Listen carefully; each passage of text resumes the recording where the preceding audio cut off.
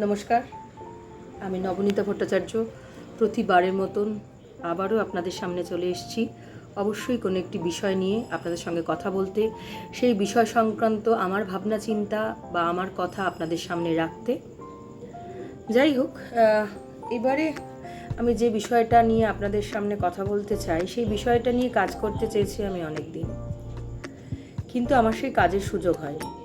সেই সুযোগ আমি আগামী দিনে করে উঠতে পারবো কি না জানি না, তবে সুযোগ নেই বলে যে আমি এই সমস্যাটাকে অ্যাড্রেস করব না আপনাদের সামনে আমার চ্যানেলের মাধ্যমে, সেটাও আমার মনে হয় না। কারণ আমার কিছু কথা বলার থাকে সব সময়, সেটা আপনাদের নাও ভালো লাগতে পারে, সেটা নিয়ে আপনারা তর্ক করতে পারেন, তা নিয়ে বিতর্ক হতে পারে, কিন্তু বিষয়টা আমার মনে হয় তুলে ধরাটা দরকার। সেই বিষয়টা হচ্ছে নদী ভাঙন। আমার কেমন নাই নদী ভাঙনটা ভীষণ কীরকম একটা মনের ভেতরে একটা কীরকম একটা অস্থির করে তোলে। তার কারণ যে যখন দেখি যে মানুষ বলছে যে ওই নদীর মাঝখানে ওখানে ছিল আমার জমি, বা ওই নদীর মাঝখানে ছিল আমার বসত ভিটে, বা ওই নদীর মাঝখানটায় ছিল আমার চাষের জমি, বা ওই নদীর মাঝখানটার ছিল আসলে একটা আস্ত গ্রাম যেটা নদী গিলে খেয়েছে। তো আমার বরাবরই মনে হয় এটা একটা প্রাকৃতিক দুর্যোগ, কিন্তু আমার বরাবরই মনে হয় যে এর কি কোনো সলিউশন নেই, এর কি কোনো সমাধান হতে পারে না? স্বাধীনতার পরবর্তী পর্যায়ে এতগুলো বিধানসভা, এতগুলো লোকসভা নির্বাচন ঘটে গিয়েছে, তারপরেও মানুষ এত কেন অসহায় বোধ করে, সেটাই আমি বুঝে উঠতে পারি না। তারপরেও মানুষ কেন এরকম একা হয়ে যায়, কেন মানুষের মধ্যে এতটা হাহাকার কাজ করে? তাহলে কি এর কোনো সমস্যার সমাধান নেই? আমি বাংলাদেশের একটি ভিডিও দেখছিলাম, আমি দেখলাম সেখানেও এক সমস্যা, সেই নদী ভাঙন। তবে নদী ভাঙনের বাংলাদেশের কারণগুলো যা, ভারতবর্ষে বা পশ্চিমবঙ্গেও কিন্তু এই নদী ভাঙনের কারণগুলো একই। তবে এই নদী ভাঙন হলে অনেক সমস্যা হয়। শুধু যে গ্রাম জমি চলে যায় তা নয়, তার সঙ্গে চলে যায় মানুষের বেঁচে থাকার ইচ্ছাও, আশা আকাঙ্ক্ষা। তার কারণ জমি মানে সেই চাষের জমি, যেখানে সেই মানুষটি বা সেই তার পরিবার চাষ করত। একটি বসত ভিটে চলে যাওয়া মানে তার মাথার উপর থেকে ছাদ চলে যাওয়া।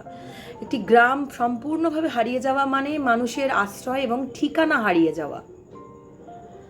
এবার অনেক সময় নিজের ছাদের তলায় বসে, নিজের নিভৃত আশ্রয়ে বসে, নিজের শান্তির আশ্রয়ে বসে ওইটা বোঝা খুব অসম্ভব যে যখন মানুষের কোনো আশ্রয় ঠিকানা, মাথার উপর ছাদ হারিয়ে যায়, তার উপার্জন ক্ষমতা হারিয়ে যায়, তার কারণ তার জমি, চাষের জমি হারিয়ে যাচ্ছে, ফলে সে এখন করবিটা কি? বা তার মাথার উপর আচ্ছাদন চলে যাচ্ছে মানে তার যে জমি ছিল সেটা হারিয়ে গেছে, তাহলে সে এখন থাকবে কোথায়? তার মানে সে তার তার তার নামের পাশে উদ্বাস্তু তকমা কি পড়ে গেল? সে সেই জমি কি করে উদ্ধার করবে? সে এক অসম্ভব কাণ্ড, সেটা আমরা বুঝতে পারি। একবার কিছু হারিয়ে গেলে তা উদ্ধার করে নিয়ে আসা খুব অসম্ভব কাজ। তাহলে কি এর কোনো সলিউশন নেই?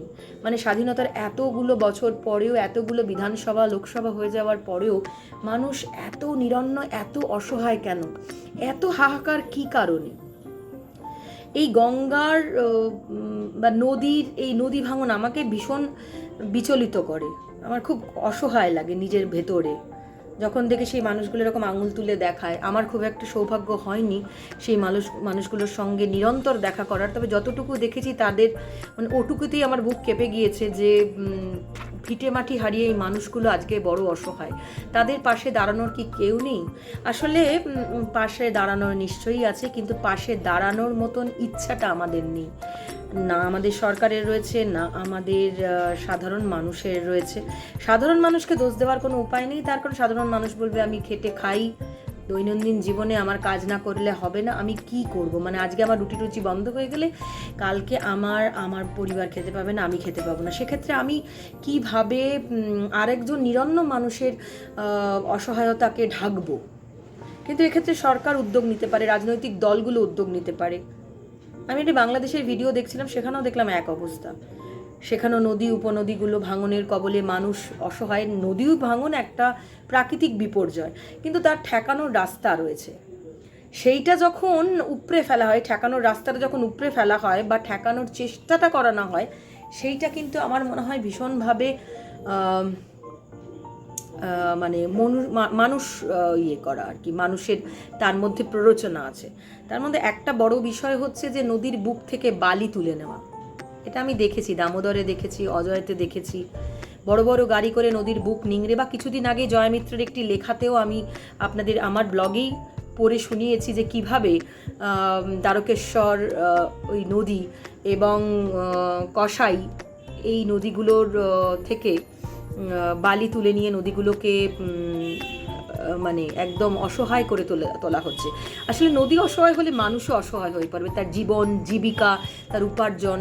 এবার বিষয়টা হচ্ছে এই যে নদী ভাঙন তাহলে আটকাবো কী করে? এক তো হচ্ছে বাংলাদেশের ক্ষেত্রেও দেখছিলাম, ওখানে বলা হচ্ছে যে ওই বালু, মানে আমাদের এখানে যেমন বালি মস্তান বলা হয়, বা বালি নিয়ে চলে যায়। এবার উন্নয়নের নামে তো এরকম হয় না যে নদ নদী গাছ আমি সব উপড়ে ফেলবো।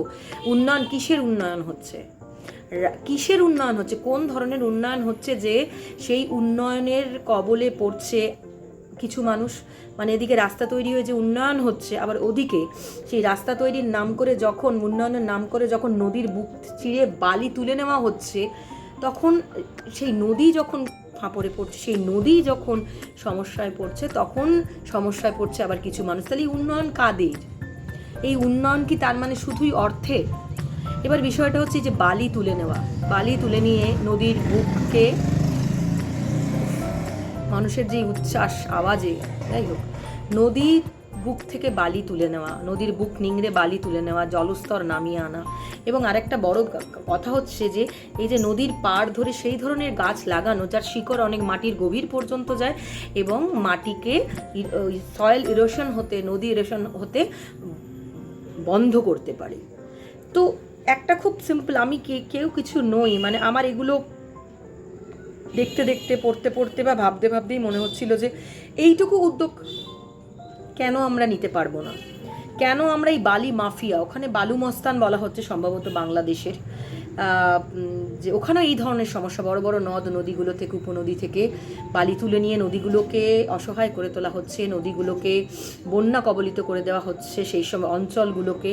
এবং তার বালি তুলে নেওয়ার পরে সেই নদীগুলো যে অবস্থায় পড়ে থাকে, তারপরে সেখানে জলোচ্ছ্বাস হওয়া, এবং এই জুন থেকে সেপ্টেম্বর পর্যন্ত নদীতে যে জলপ্রবাহ তৈরি হয় তার কবলে পড়ে নদীর পাড়গুলি, এবং সেই পাড়গুলি কবলে পড়ায় যেটা হয় সেটা হচ্ছে যে সেই নদী, আমাদের নদীমাতৃক দেশ বাংলাদেশ তো আরও অনেক বেশি করে সেই নদীর তীরবর্তী, আমরা চিরকাল জেনে এসেছি যে নদীর তীরবর্তী অঞ্চল জুড়ে গড়ে উঠত সভ্যতা, কারণ চাষের জমি, জল পেতে সুবিধে, আরও নানা ধরনের মানুষ জীবিকা নির্বাহ করে এই নদীকে কেন্দ্র করে।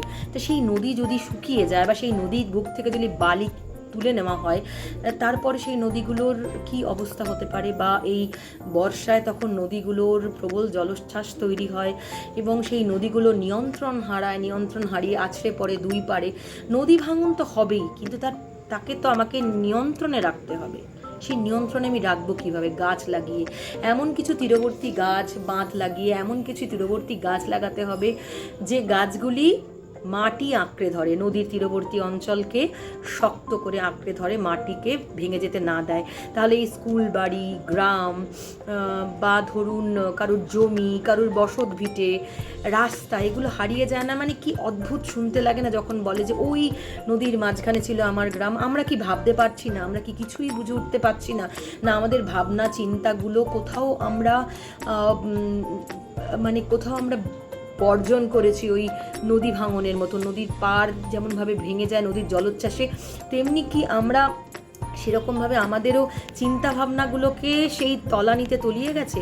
বালি, একটা নদীর বুক থেকে বালি তোলা একটা বড় সমস্যা, কিন্তু এটা কিন্তু বারবার আপনাদের বলা হচ্ছে। আমাদের 18তম লোকসভা নির্বাচন চলছে, সুতরাং আমার মনে হয় যে আমাদের এগুলো নিয়ে ভাবা উচিত, যে এবং রাজনৈতিক দলগুলো এবং সরকারের অবশ্যই ভাবা উচিত যে এইগুলো কি করা হবে। এই নিরন্ন মানুষদের শুধু নয়, এই জমিগুলোকে কি করে বাঁচানো হবে, নদীর পাড়গুলোকে কিভাবে আরও সংরক্ষণ করা হবে, কিভাবে নদীগুলিকে তার নাব্যতা ফিরিয়ে আনতে হবে, কিভাবে যে এই মাস্তানি চলছে, এই মাস্তানি কারা করছে এবং সরকার সেখানে চুপ করে রয়েছে, রাজনৈতিক দলগুলো যখন কোনো কথা বলছে না, তখন সত্যি খুব অসহায় লাগে। তখন মনে হয় যে এই নির্বাচন কাদের জন্য, কেনই বা এই নির্বাচন, কেনই বা একটা ভোট আমার কাছে আপনাদের কাছে এত গুরুত্বপূর্ণ হয়ে পড়ে এই নির্বাচনের সময়, এবং প্রতিটা মানুষকে সেই ভোট অধিকার, ভোট দান করতে হয়, কারণ সেটাই তার অধিকার। কিন্তু সেই অধিকারের পর তার হাতে যেটুকু এসে দাঁড়ায় সেটুকু কিছু না, শূন্যতা। সুতরাং আমি বাংলাদেশের ভিডিওটা দেখতে দেখতে আমি দেখছিলাম যে কি সুন্দর করে তারা বলছে যে প্রাকৃতিক দুর্যোগ যেমন, প্রাকৃতিক বিপর্যয় যেমন নদী ভাঙন, তেমন এটা মানব সৃষ্ট। তো আমি একটা পার্ট কিন্তু আমরা নিয়ন্ত্রণ করতে পারি, সেটা হচ্ছে মানুষের দ্বারা যে নদী ভাঙনের কবলে পড়ছে। মালদা, মুর্শিদাবাদ এই সমস্ত এলাকাগুলোতে মানুষ বেজায় বিপন্ন। সেখানে আমরা জানি যে কিভাবে প্রতি মুহূর্ত মানুষ অসহায় বোধ করে যখন তার জমি চলে যায়, তখন সে তখন আঙুল দিয়ে দেখায়। হ্যাঁ, মিডিয়া অবশ্যই সেখানে যায়, কিন্তু সেই মিডিয়া সেইগুলোকে দেখায়, আবেগ দেখায়, মানুষের চোখের জল দেখায়, মানুষের অসহায়তা দেখায়। এবং এই অসহায়তার পরে কি, তারপরে সেই মানুষটা কোথায় রয়েছে, তার অবস্থান কি হলো, সে কীভাবে নিজের জীবিকা অর্জন করছে, সে নতুন কি জীবিকা তার সামনে আসছে, বা সে কি না খেতে পেয়ে থাকছে, এগুলো কিন্তু খুব ইম্পর্ট্যান্ট আমার মধ্যে। এবং নদী ভাঙন খুব গুরুত্বপূর্ণ একটা বিষয়, যেটাকে আমার মনে হয় রাজনৈতিক দল, বিরোধী বলুন বা যারা রুল করছে এই মুহূর্তে তারাই বলুন, তাদের আমার মনে হয় নজরে আসার দরকার আছে। ওই মাইকিং করে, বক্তৃতা করে, মিছিল করে এই ভোটের সময় জনমত গঠন করার থেকেও আমার মনে হয় এগুলো খুব ইম্পর্ট্যান্ট। যদি আমরা এই ধরনের বিষয়গুলোতে, যেখানে মানুষ অসহায় বা নিরন্ন বোধ করছে, তার মধ্যে একটা ইম্পর্ট্যান্ট পার্ট হচ্ছে নদী ভাঙন, পশ্চিমবঙ্গের নদী ভাঙন। এই মুহূর্তে আমি পশ্চিমবঙ্গেরই কথা বলছি, পশ্চিমবঙ্গের নদী ভাঙন। বাংলাদেশেও নদী ভাঙন হয়।